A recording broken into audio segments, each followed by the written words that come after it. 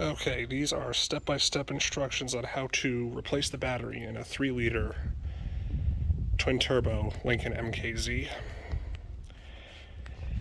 As you will notice, the battery is tucked away behind the shielding up here where the windshield wipers are, so it's not that easy to get to. Step 1 will be to remove the air filter box, and to do that you will need a 7mm ratchet. There are bolts here, and we're going to take these rubber guys out that are connected to the box, which you can either use a flathead screwdriver or, again, the 7mm. When taking off the cover, be sure to disconnect this cable and do not damage it. Once you have that all out of the way, just keep lifting on this until it snaps and pulls right out. And now you will have a lot more room to where the front of the battery is. There is a tray here that is holding the battery in place, which also has 2 bolts. These bolts are actually not 7mm, but they are 8mm, and there's 2 of them. Once you have those 2 bolts out, you can pull this out. The harness is going to be attached with that little black clip, and this metal bracket will come out.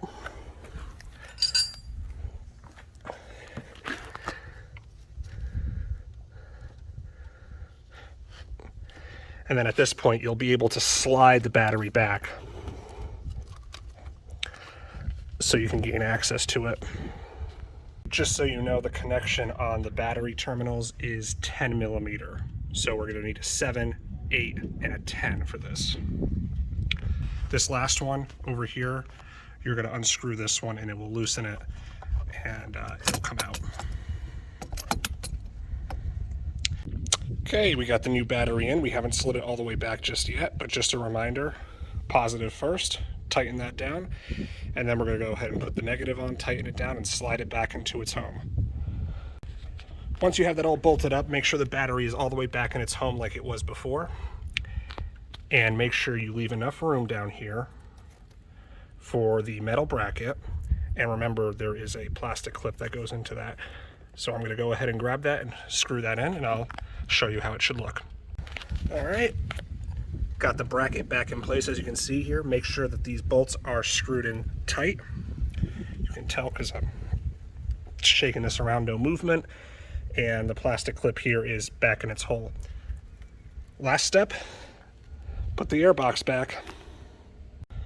So with the air box, pretty simple. We just want to make sure that we line up this down here into its hole down there.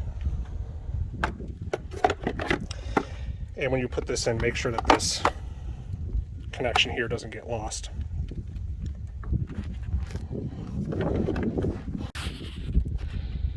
Once that's in, you'll know that it's in because everything lines up. You want to go ahead and take the cover, get these guys on here, clamp them down, 7mm. And then get the last 2 bolts here for the 7mm, and these clips, make sure that you don't forget to latch those back on, and then you'll be all done with a new battery. One last thing you guys probably saw, but my filter was looking pretty ratty, so I'm going to go ahead and place that with a new one before anyone makes any comment. And there we go, that's it. Battery replaced. Filter replaced too. Time for the ultimate test.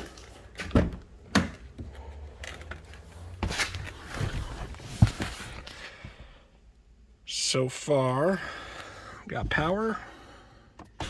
And it starts up right away. All right, guys, hope I could be some kind of help. Catch you later.